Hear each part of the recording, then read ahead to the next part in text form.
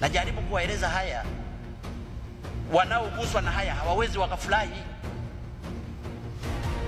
kwa sababu ninawaaibisha, na mimi nataka niwaaibishe kwa sababu nilichaguliwa kuwaaibisha wale ambao walikuwa wamezoea kuiba hela.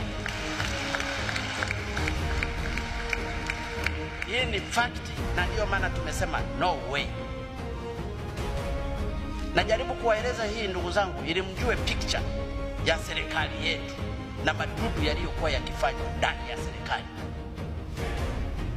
Palikuwa na benki moja hapa ya serikali ilipata hasara kwa -6, ikaongezewa hela, ikapata -11, ikaongezewa hela. Sasa hivi na -22. Manager yupo, wafanyakazi wapo, gavana wa benki yupo, waziri wa fedha yupo, katibu wa fedha yupo. Ndio uozo wa nchi hii.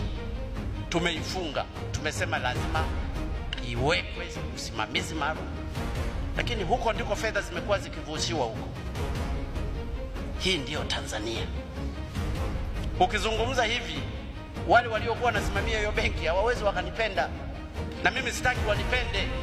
Mradi napendwa na Watanzania. Sikuja kuuza sura, nilipendwa na mke wangu, anatosha.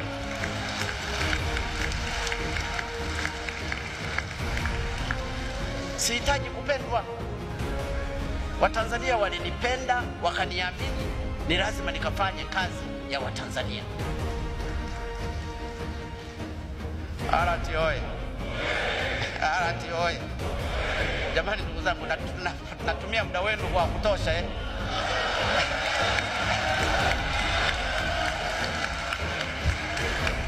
Nisije nikawa ninawaboa tu hapa.